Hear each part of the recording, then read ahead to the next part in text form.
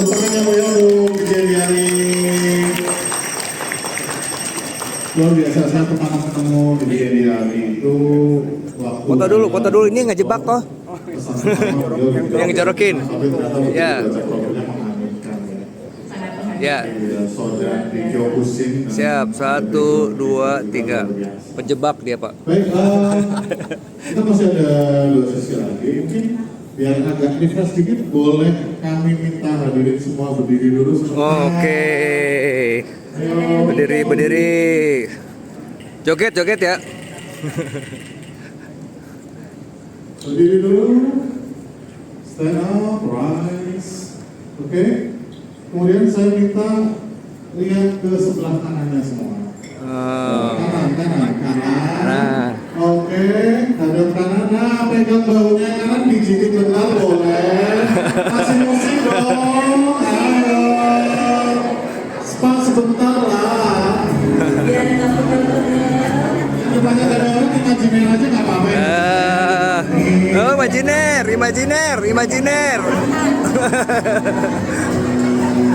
Tepuk. Ayo. Begini loh. Yes.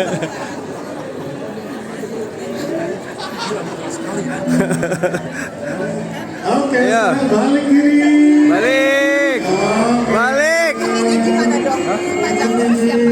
Balik, foto dulu, balik.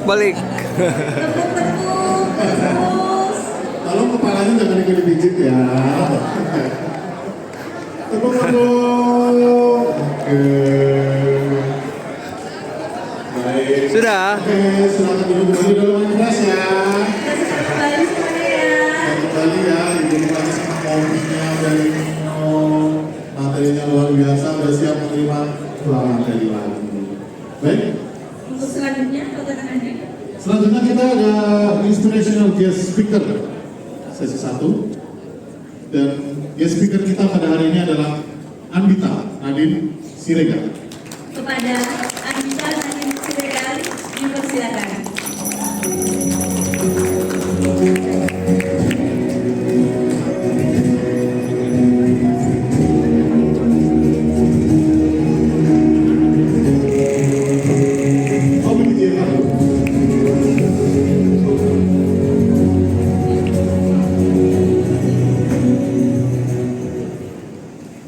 Saya bukan Nadine ya, please.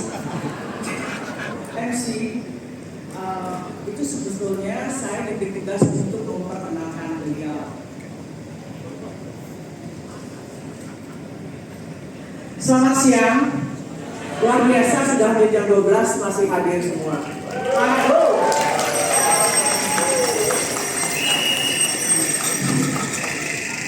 Saya tahu waktu sangat singkat, but sebagai protokol, I need and I have to recognize our RI President PDG Sandy Gavian and his lovely spouse, Rotarian Amin, hopefully ya, and also our beloved DG Daniel and his lovely wife Hilda.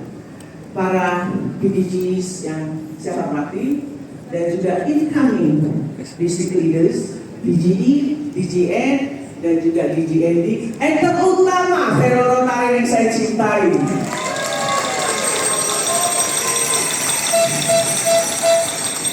Thank you. I'm happy to introduce to all of you an amazing, brilliant, charming young lady or young woman. As this early age, very young, she has achieved so much. Masih muda, cantik, tapi achievementnya luar biasa. Mari kita lihat ya. Dan sebelum itu, saya ingin ada satu announcement. Distrik kita sangat beruntung karena distrik kita di zaman DG Dieter akan dilanjutkan di zaman DG Daniel.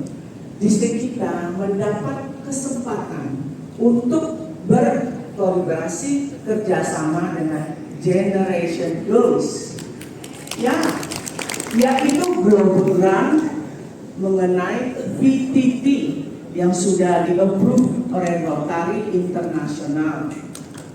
Luar biasa enggak? Dan PTT ini mengenai apa? Mengenai STEM. Ada yang mau tahu STEM itu apa? Science, Technology, Engineering, and Mathematics. Ini yang sangat in topiknya.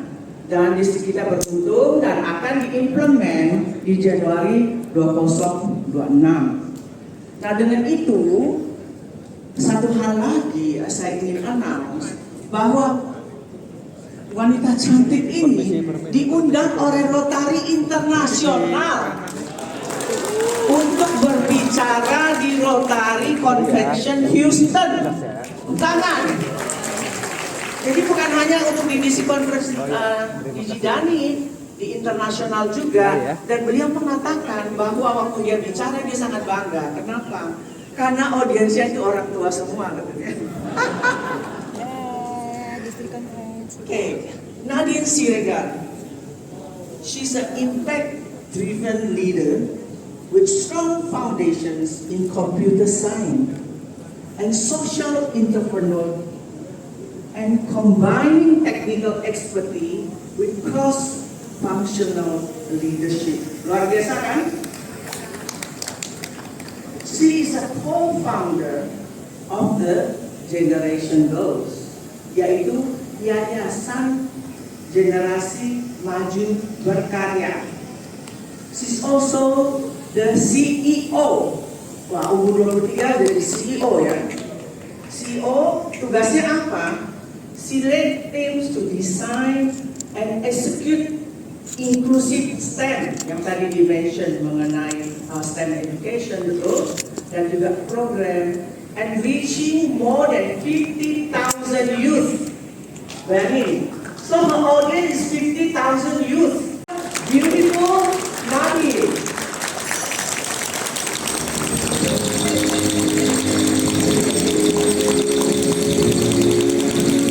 Sebelum Nadine berbicara, saya ingin invite Didi untuk pindah beliau.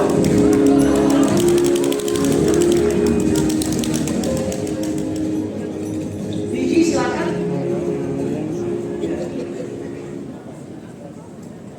Bisik-bisik tadi, saya bilang senior admin kita satu sekolah di high school di mana become one of us, dan dia mengatakan sangat-sangat termotivasi duduk di sini melihat para Rotarian di sini. Jangan lupa loh, mereka mempunyai 50.000 youth seluruh Indonesia.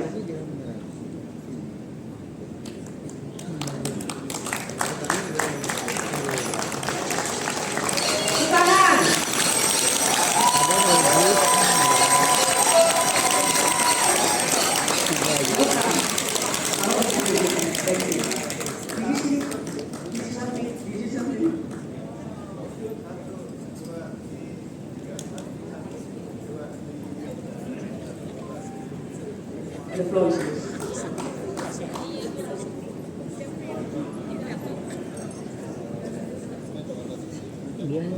Too short for this podium. Aku tungguin mikrofon dulu.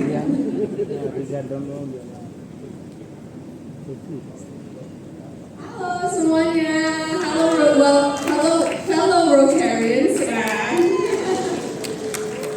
Oke, seperti makasih banyak di Eva juga udah introduce aku. Kayaknya resume aku jauh lebih keren daripada diri aku sendiri ya.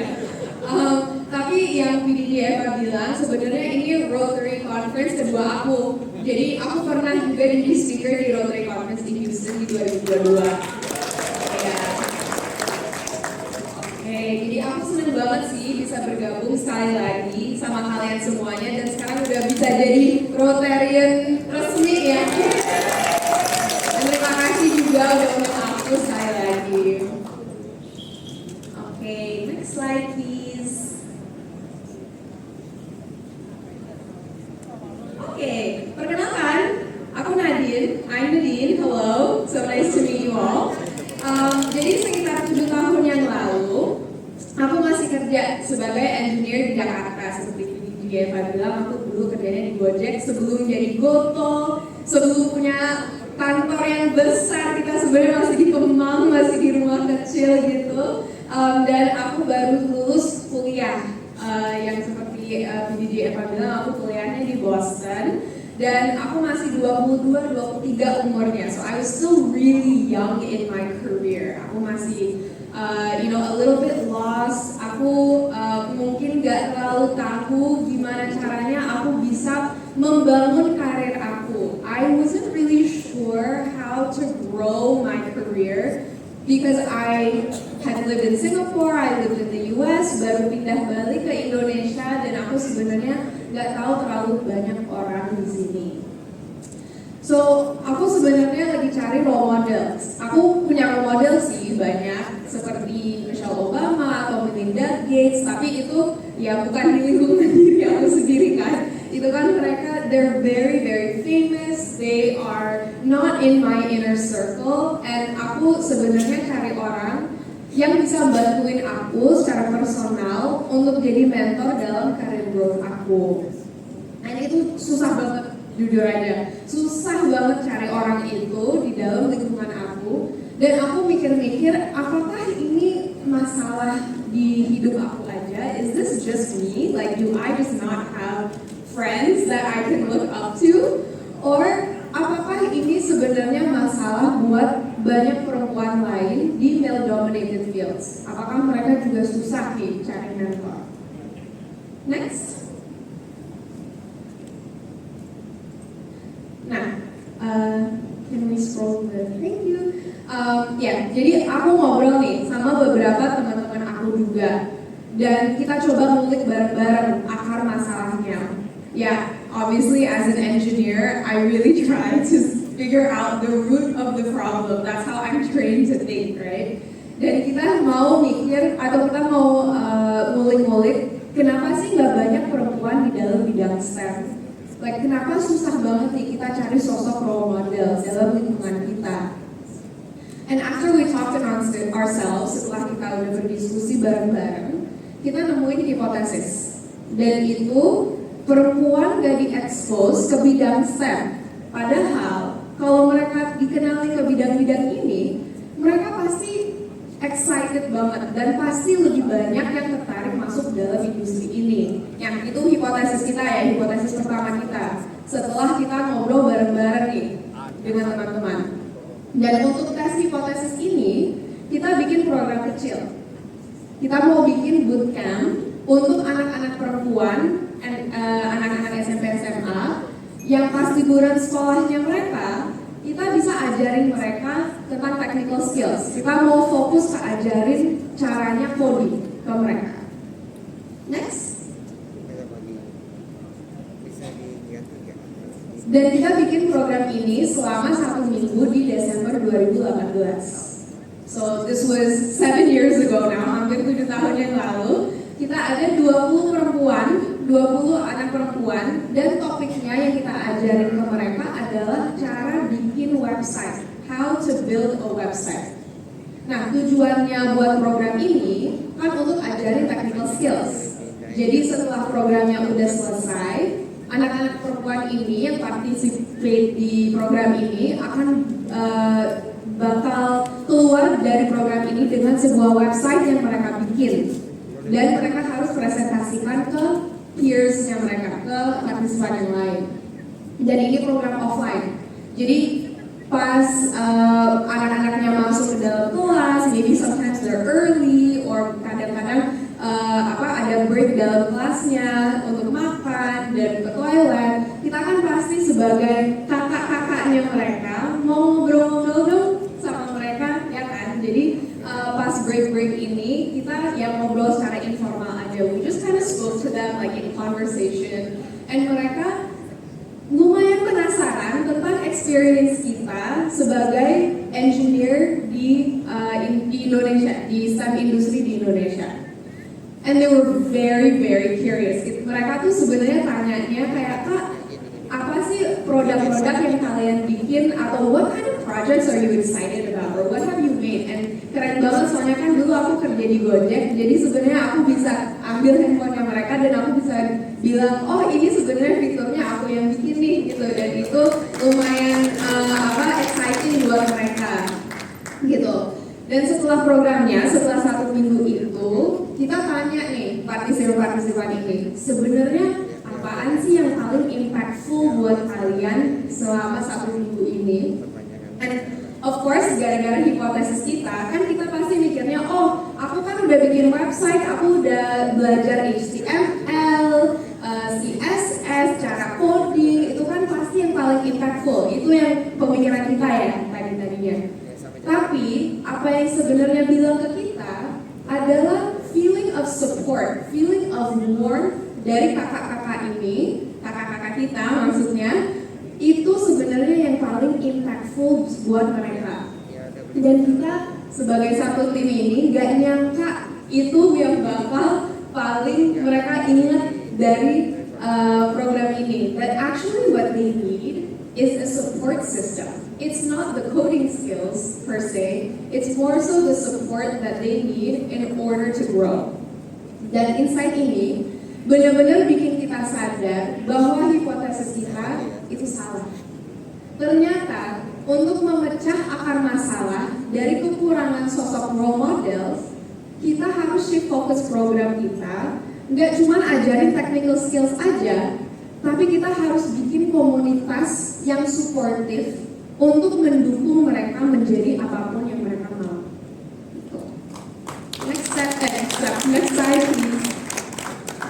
And that is the story of how Generation Girl was born. Dari hipotesis salah. Nah, dari satu program 2018 itu, kita jadi yayasan resmi yang ingin empower perempuan-perempuan dengan keterampilan dan juga resources untuk menjadi pemimpin dalam STEM, Science, Teknologi, Engineering, dan Matematika. Next slide please. Nah, itu kan udah 7 tahun yang lalu ya. Sekarang kita udah lumayan banyak programnya, ada 5 core programs untuk perempuan tingkat SMP sampai young professionals. Dan fun fact, Holiday Club yang 2018 itu masih jalan hari ini. So it's still running to this day, we still have it. And walaupun kita masih ajarin technical skills, yang kita paling utamain adalah membangun komunitas yang kuat dan suportif karena insights dari first program itu. Next. Oke. Mungkin bisa raise hand nggak? Siapa yang mungkin pernah diajarin design thinking methodology? Does anybody know about the design thinking methodology here? Okay, a few of you. Okay. Jadi mungkin aku bisa jelasin dikit-dikit ya. Ini jadi kurikulum, bukan jadi inspiring speech lagi. Ini jadi kurikulum hari ini. Jadi metode ini namanya design thinking. Itu ajarin kita gimana caranya lebih fokus di keperluan beneficiaries dan co-creating solutions untuk memecah masalah-masalahnya mereka. Jadi kita bisa mulai dulu dengan langkah yang pertama, yaitu empathize, berempati. Jadi di langkah ini kita harus ngobrol-ngobrol nih sama beneficiaries-nya kita lewat focus group discussions, ya lewat diskusi atau ngobrol-ngobrol curhat-curhat aja. Tapi intinya apa yang kita mau dapat dari langkah empathize ini adalah untuk gathering data points. Kita harus cari-cari data dan kita harus ngulik-ngulik hidupnya mereka untuk benar-benar dapat akar masalahnya mereka. Supaya kita bisa ke langkah kedua, step 2, which is define. Definisikan masalahnya mereka. Define the root problem. Setelah kita udah define masalahnya, baru kita bisa ideate ke langkah ketiga, yaitu ideate a solution. Coba kita mikirin, oke, kalau misalnya akar masalahnya mereka ini, kira-kira solusi yang bakal memecah masalah ini itu apa ya? Dan kita bisa ideate, kita brainstorming solusi-solusinya. Dan dari situ kita bisa prototyping solusinya dan testing. Bingung nggak? Nggak kan? Oh good. Oke. Jadi kesalahan kita pas lagi bikin program pertama itu itu yang pas 2018 itu kita nggak empathize sama sekali. We accidentally skipped this entire first step. And kita nggak mikirin akar masalahnya beneficiariesnya kita dulu. Kita sebenarnya berasumsi. We just guessed at this point dan kita nggak ada data point sama sekali. Jadi kita nggak empathize sama sekali, kita langsung definisikan masalahnya, hipotesis kita, dan kita langsung ideate, prototype, dan testing. And itu obviously nggak bagus kan, soalnya hipotesis kita salah gara-gara kita nggak dapet akar masalahnya itu. But we gain a lot of insights. Kita sebenarnya dapat banyak banget insights dari prototyping dan testing phases-nya ini. And we were able to improve our solution. Dan kalau misalnya kita lihat sini kan ini kelihatannya dari empathize ke testing ini satu linear phase, right? Ini kelihatannya kayak oke, ini step 1, 2, 3 dan setelah 5 setelah testing ya udah kita udah kelar gitu, kita udah selesai. Tapi sebenarnya itu nggak benar. Kita sebenarnya bisa jumping, kita bisa dari testing, mungkin kita setelah testing, kita sebenarnya definisi problemnya salah, ya udah balik lagi ke definisi. Setelah definisi kita harus brainstorming idenya lagi, dan kita balik lagi ke ideate. Setelah kita ideate dan prototyping, mungkin kita kayak, ini idenya nggak terlalu bagus nih, mungkin kita harus cari lagi, balik lagi ke ideate. Jadi this is a cycle, this is a process yang sebenarnya bisa diulang-ulang sampai kita udah dapet solusi yang paling benar. And we can use design thinking to iterate. Jadi ini nggak cuma buat bikin solusi aja, tapi kita juga bisa pakai design thinking methodology ini untuk improving, untuk memperbaiki solusinya kita. Dan di Generation Girl, kita sebenarnya pakai metodologi ini di semua decision making di dalam komunitas kita. So we're actually using this design thinking methodology to gather as many data points as we can in order to create the best data-driven decisions that we can. Mungkin aku bisa kasih beberapa contoh ya. Jadi contoh pertama mungkin di introducing speaker sessions. So pas pertama-tama kita bikinin holiday club ini, kan kita lebih fokusnya di technical skills-nya. Tapi setelah kita tahu bahwa sebenarnya apa yang mereka mau itu untuk cari-cari network-nya mereka to potentially find a role model or someone to look up to, kita akhirnya introducing speaker sessions di mana kita dapat inspirational guest speakers seperti di Rotary ini, dan kita introduce mereka ke sosok-sosok role modelnya. Dan pertama-tamanya kita introduce mereka ke sosok-sosok role model yang ya mungkin lumayan prestigious, tapi udah berkarir selama 20-30 tahun sebelumnya. So they were very, very senior in their position and of course in their age. Dan pas kita tanya feedbacknya dari partisipan-partisipan kita, mereka tuh bilang ke kita, Kak, itu kayak ngomong sama mama aku atau ke tante aku. Mereka tuh sebenarnya nggak inspired sama sekali dari sosok keren ini, soalnya mungkin mereka nggak bisa relate balik ke mereka. So we realized that actually when we have the speaker sessions, kita harus bikin mereka sosok-sosok role modelnya mungkin nggak seprestigious yang dulu, tapi yang lebih relevan sama audiensnya. We have to make them a bit younger so that the girls, the participants, can actually relate back to them and see them in their own eyes. Gitu. Mungkin contoh keduanya itu tentang bahwa hipotesis kita yang pertama itu salah, dan apa yang mereka perlu adalah support system dari lingkungannya mereka sendiri kan. Dan Generation Girl, walaupun kita emang komunitas yang lumayan kuat, sebenarnya yang paling influential di hidupnya anak-anak perempuan ini adalah orang tuanya mereka. Jadi kita invite orang tuanya mereka buat lihat final presentation-nya mereka, partisipan-partisipan ini, supaya orang tuanya juga inspired dan mereka bisa dukung anak-anak perempuan ini dari belakang di rumah gitu. Jadi partisipan Generation Girl gak cuma dapat support systemnya dari kita aja, tapi mereka juga dapat dari lingkungan mereka yang lain. So as you can see, we really love this framework. Kita suka banget framework ini. Soalnya kita harus fokus ke keperluan beneficiaries kita. Dan kita harus bikin program dan improve program nggak cuma untuk mereka, tapi bersama mereka. We have to co-create our solutions with them. Next slide, please. Thank you. Oke.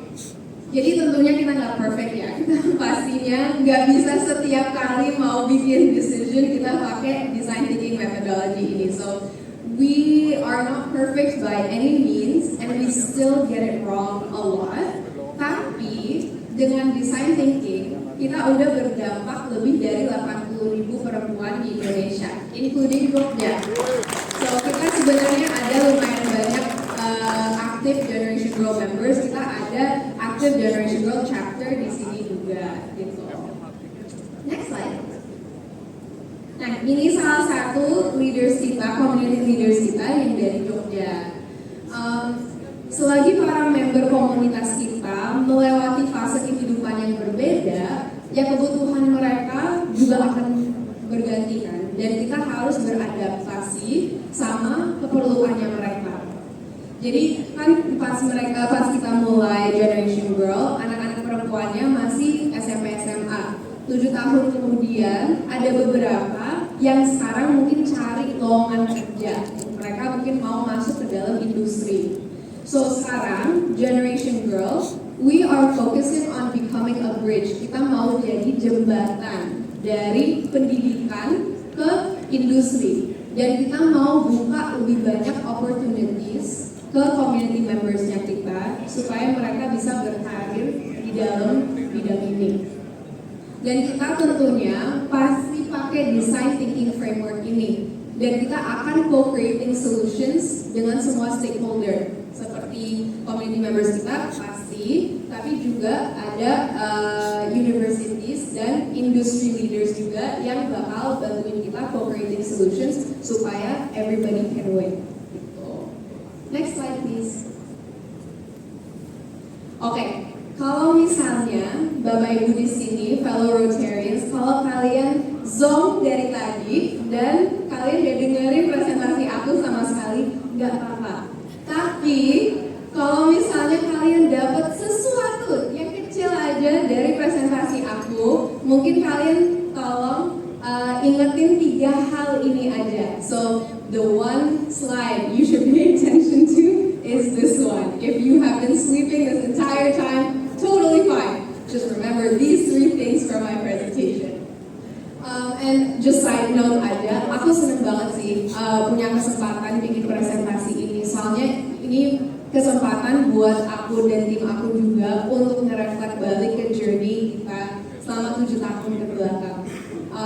It has been such a rewarding 7 years. And ini mungkin 3 learning lessons yang menurutku paling penting diingetin dari journey kita selama 7 tahun ini. Oke, yang pertama, understand the core problem. Ngerti akar masalahnya mereka, tapi juga coba ngulik-ngulik kenapa akar masalah itu terjadi.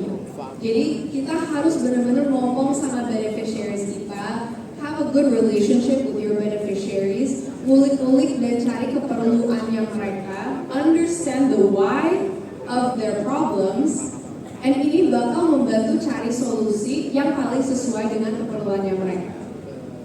Nomor 2, find the simplest solution. Cari solusi yang paling simple supaya bisa iterasi dan improve solusinya lebih cepat. Remember that design thinking is a cycle, right? Ini kan design thinking setelah kita empathize sampai testing, itu berarti kita belum selesai setelah itu. Kita harus balik lagi dan kita harus cycle back and go back to iterating, go back to ideation, go go back to problem solving supaya kita bisa improve solusinya. Dan cari solusi dan improving solusi itu lumayan susah kalau misalnya solusi kita tuh lumayan complicated ya. Jadi kalau misalnya bisa cari solusi yang paling simple supaya lebih gampang testing hipotesis kita dan kita bisa lebih cepat improvingnya. Nomor 3, fail, learn, and improve. Di Generation Girl kita belajar bahwa kalau kita salah itu nggak berarti kita failing. Asal kita dapat learning lessons dan bisa improving dari kesalahan itu. And design thinking sebenarnya membantu kita dengan mindset ini. Soalnya kan yang cycle tadi, testing, ya pasti bakal lah ada kesalahan-kesalahan pas kita testing dan prototyping solusinya. Jadi kita bisa kembali lagi ke ideation phase, ke define phase, and kita sebenarnya bisa ambil learning lessons sebagai data point itu untuk improving solusinya kita. Jadi jangan takut untuk bikin kesalahan, soalnya itu sebenarnya part of the process of design thinking. Next slide please. Oke, semoga ini bermanfaat untuk fellow Rotarians di sini dan semoga kita semuanya bisa bikin impact lebih banyak di Indonesia dan di dunia. Terima kasih sekali lagi.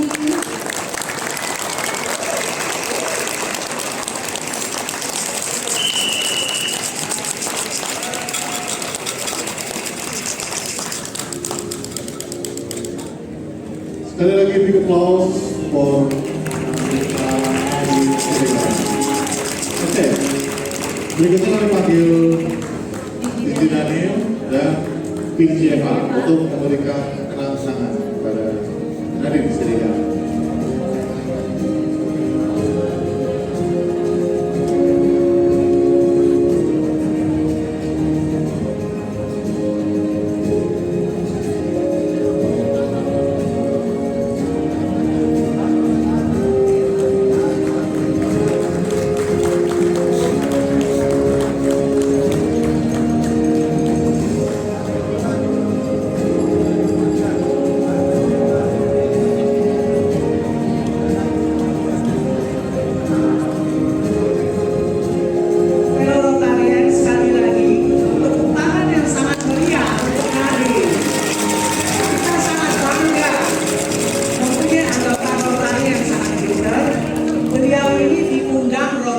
International Convention Dunia di Houston untuk bicara. Bayangin, masih muda sekali, umurnya belum 30, tapi sangat cerdas sekali. Terima kasih lagi Nadia sekali lagi.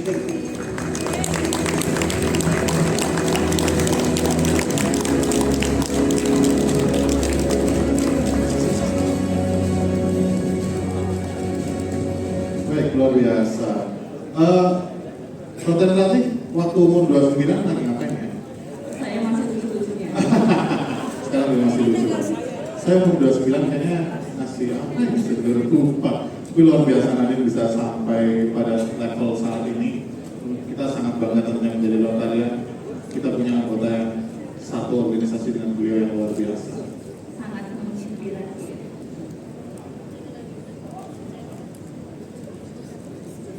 Baik, silakan untuk berfoto dulu. Rotarian yang lain masih semangat? Semangat. Lagi dong, masih semangat? Oh, oke. Selanjutnya adalah sesi Next Generation Leadership and Bringing as Women. Ya, Rotarian Verdi ya. Masih ingat ya kita ya, kalau Rotarian semua. Kalau kita bilang Rotari is everywhere. Everywhere ada Rotari. Oke, kayaknya suaranya Rotarian Verdi lebih heboh deh. Silakan.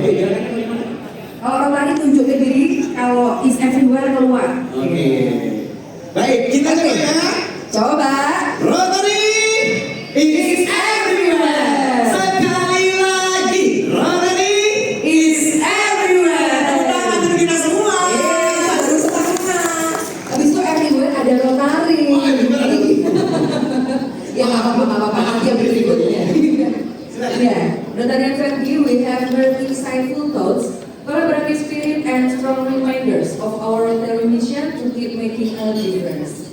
Huge thanks to our previous speakers and moderator for such an inspiring session.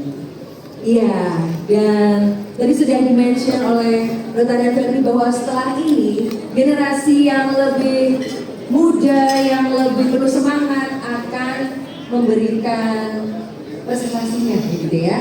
Dan begitu kita sesaat lagi akan sama-sama langsung mendengarkan New Generation Update. Seperti apakah Ya. Rotrek, kemudian RWI, Raila, seperti apakah programnya?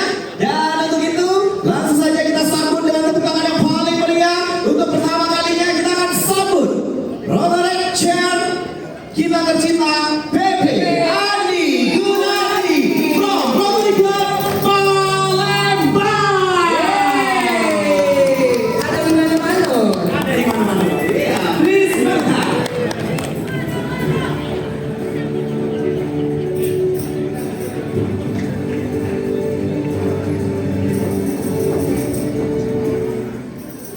Selamat siang semuanya. Salam sejahtera buat semua all Rotarians, Digi Daniel dan all DGs. Karena waktunya cuma 5 menit, jadi kita agak ngebut ya ininya. Cuma karena kita dari Palembang, orang Sumatera nggak afdol kalau nggak pantun. Nah, jawabnya nanti jos ya, jangan cakep lagi. Bikinnya lumayan susah. Naik sepeda pakai dasi, jatuh di jalan malu sendiri. Katanya sibuk weekend ini, ternyata ikut district conference. Oke, langsung aja panitia slide-nya. Saya mewakili dari distrik untuk sharing Rotary Year 2024 dan 2025 reportnya dari Rotrek. Silahkan next slide.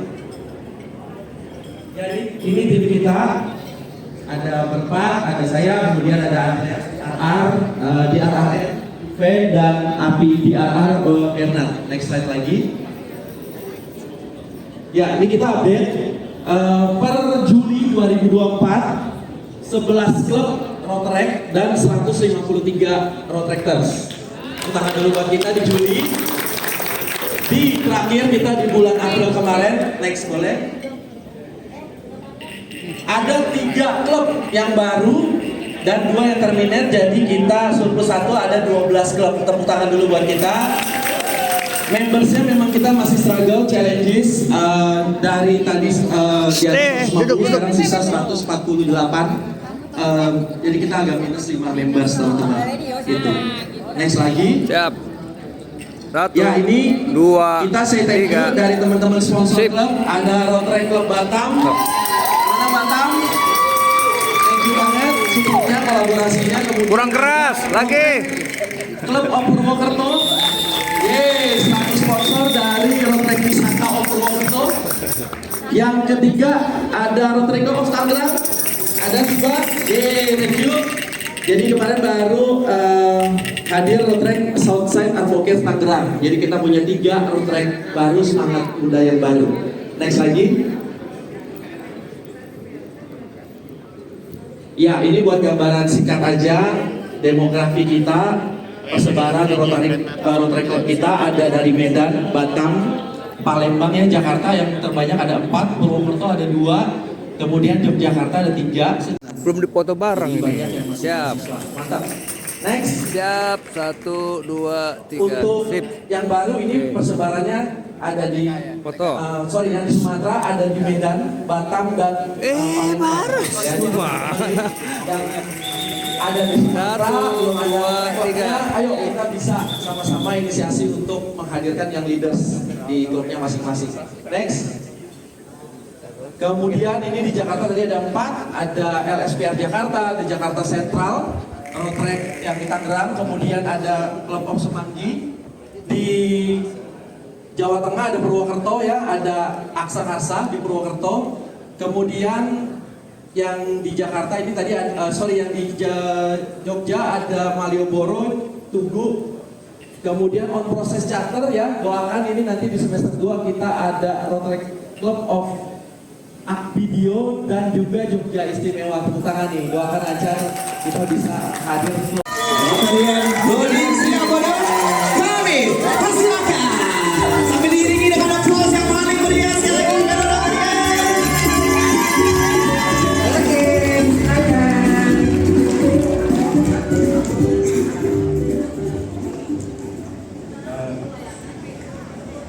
Selamat siang seluruh Rotarian. Terima kasih segera yang hadir di siang hari ini. Senang sekali saya Gregor dari Rotary Jakarta Penyelaman. Saya sebenarnya dalam kapasitas mewakili PP Yusufina ya sebagai ketua hadir untuk presentasi pada hari ini. Kami akan memberikan sekilas mengenai kegiatan dari Bali itu sendiri ya, yang telah kita lakukan khususnya pada tahun 2025 ya. Jadi sebagai pengantar, memang program ini sangat unik ya, sudah berjalan lebih dari 4 tahun dan juga dikelola oleh pengurus distrik dan juga pengurus Korwil yang tentu saja mereka dihadapkan pada dinamika generasi muda ya, di mana yang sehari-hari mereka mengurusin siswa dan juga berbagai tantangannya. Kami mencoba melihat pada pandemi, masa-masa pandemi COVID di mana program sempat dihentikan, kita tidak mengirimkan dan menerima siswa, namun beberapa tahun kemudian kita juga sudah kembali mengirimkan siswa lagi ya. Dan ini tentu saja menjadi tantangan tersendiri. Guna Warman. Boleh kita tepuk tangan Pak Melias sekali lagi, ya. Tahun 97 sudah ikut student exchange loh. Itu udah kalian belum? Kalian? Aduh, kok saya mau bilang saya udah lain kok kayak dua banget ya. Tapi sebentar, luar biasanya student exchange-nya Rotarian itu berbeda dengan student exchange yang lain. Bedanya apa? Bedanya karena Rotary is everywhere. Everywhere ada Rotary. Jadi walaupun kita melepaskan anak kita ke sana, anak kita akan dijaga oleh Rotarian di seluruh dunia. Begitu pula sebaliknya. Luar biasa. Boleh kita tepuk tangan yang meriah sekali untuk luar biasa ya.